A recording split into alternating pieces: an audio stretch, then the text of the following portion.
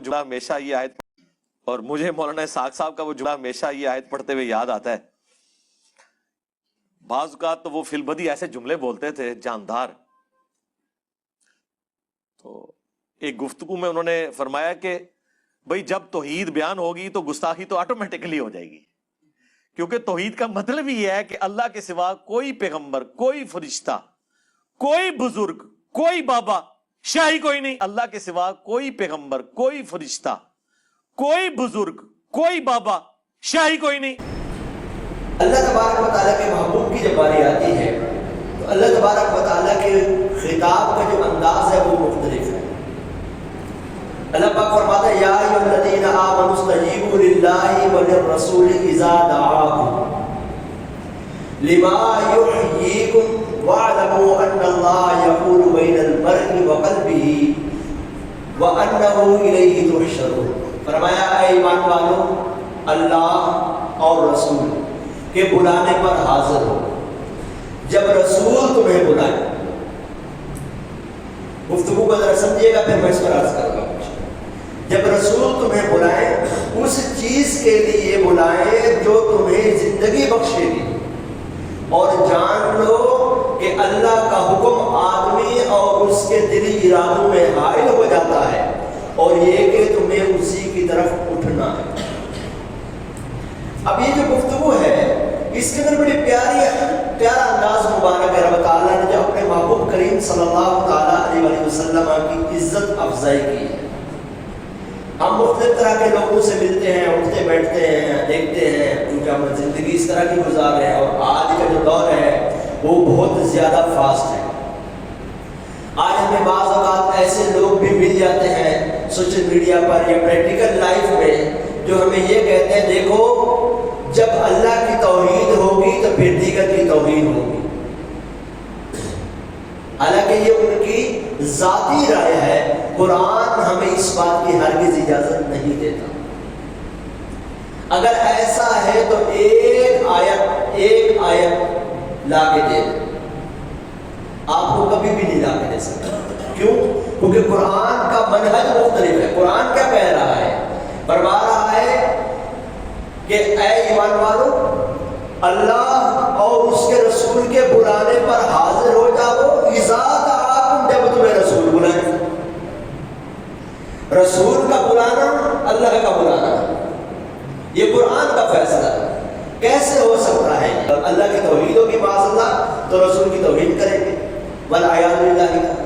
پھر آگے کا فرمایا وَاعْلَمُوا أَنَّ اللَّهَ يَحُولُ بَيْنَ الْمَرْءِ وَقَلْبِهِ، کہ اللہ کا حکم حائل ہو جاتا ہے آدمی اور اس کے دلی ارادوں کے درمیان. اب یہ بات کیوں ہوئی؟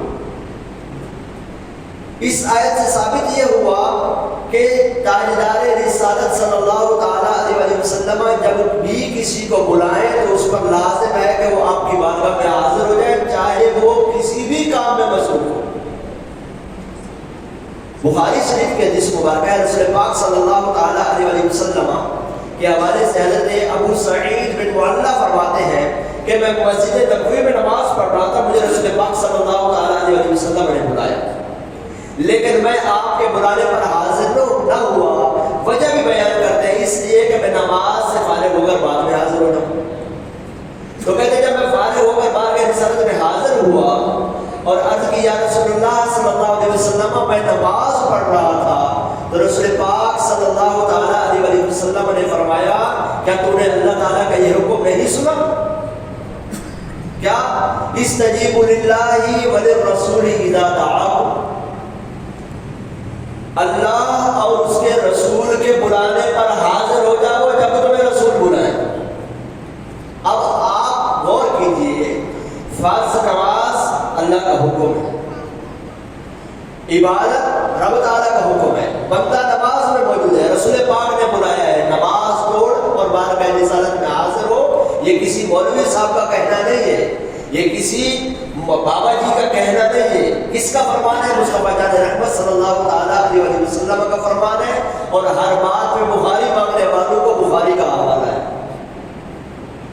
تو لازمی امر یہ ہے کہ رسول پاک صلی اللہ تعالیٰ علیہ وسلم کی بارگاہ میں حاضر ہونا ہوگا.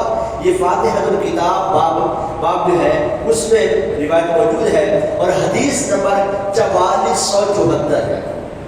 ایسا ہی واقعہ ایک اور حدیث مبارکہ میں بھی ہے۔ حضرت ابو ہریرہ رضی اللہ عنہ فرماتے ہیں نبی اکرم صلی اللہ تعالی علیہ وسلم حضرت ابی بن کعب کی طرف تشریف لائے اور انہیں آواز دی۔ حضرت ابی اس وقت نماز پڑھ رہے تھے۔ ابی بن کعب یہ صحابی رسول ہے، وہ ابی بن خلف وہ اکبر وقت ہے، یہ حضرت ابی بن کعب صحابی ہیں، یہ نماز پڑھ رہے تھے۔ انہوں نے آپ صلی اللہ تعالی علیہ وسلم کی طرف دیکھا لیکن کوئی جواب نہ دیا، پھر نماز کو مختصر کر دیا اور مصطفیٰ علیہ رحمت صلی اللہ علیہ وسلم کے قدموں میں حاضر ہو گئے اور عرض کیا السلام علیکم یا رسول اللہ۔ رسول پاک صلی اللہ تعالی علیہ وسلم نے فرمایا وعلیکم السلام، اے ابی کیا میں نے تمہیں پکارا، کہ کون سی چیز رکاوٹ بنی؟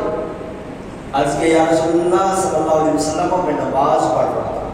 رسول پاک صلی اللہ تعالی علیہ وسلم نے فرمایا کہ تم نے قرآن پاک میں یہ آیت مبارکہ نہیں پڑھی استجیبوا للہ وللرسول اذا دعاکم لما یحییکم،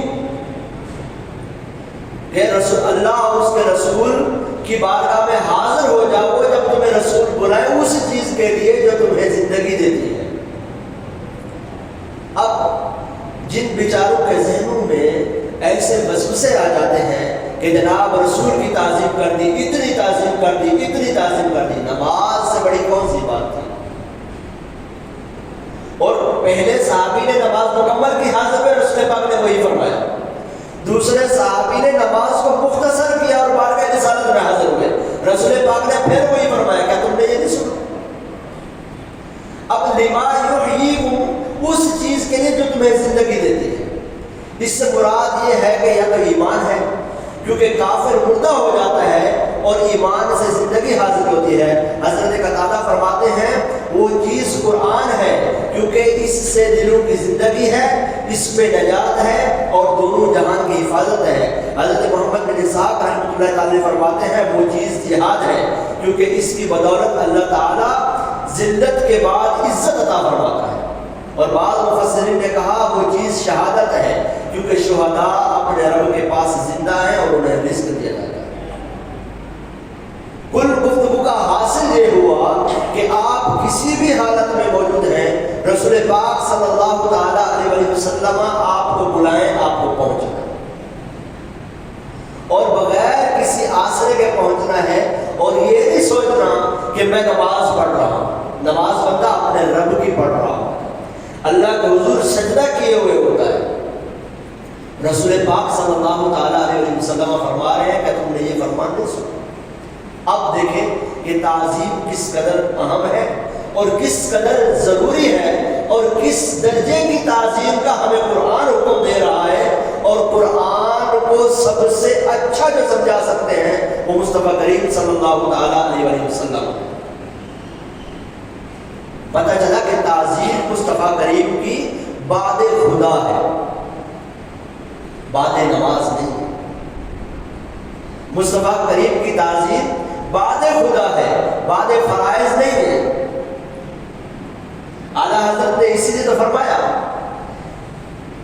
کہ علی مولا علی نے بار دی ان کی نیند پر نماز، صدیق بد کے غار میں جام ان پہ دے چکے، جملہ فرائض فروع ہے، اصل بندگی استاج بر کی ہے۔ اصل فرما برداری بندگی سمراج، جہاں فرما برداری ہے۔ بات بیچاروں کو یہ بھی پتہ نہیں ہوتا، وہ اردو سمجھتے نہیں ہے اور لے کے بیٹھ جاتے ہیں کہ دیکھو بندگی کہتے ہیں، عبادت کے اوپر لگا دیا، شرک کرتے ہیں۔ بھئی تو اردو ہی پڑھ لیتا صحیح طریقے سے، تجھے پتہ چل جاتا بندگی کا مطلب کیا ہوتا ہے۔ ہم جتنے پرانے ہوتے جا رہے ہیں نا اردو میں، یعنی نکارا ہوتے چلے جا رہے ہیں، اتنے زیادہ ہم اردو سے دور ہوتے جا رہے ہیں، اور اردو کے محاوروں کا بھی پتہ نہیں۔ اردو کی جو گالیاں ہوتی تھی نا وہ بھی بڑے عزت والے الفاظ ہوا کرتے تھے، آج کل تو گالیاں بھی عجیب و غریب آ گئی اردو میں۔ تو اردو نہیں سمجھ آتی، میں اس لیے مصیبت میں ڈال دیتے ہیں، اور پھر مسلمانوں کو کہتے ہیں کہ جناب یہ شرک کر رہے ہیں۔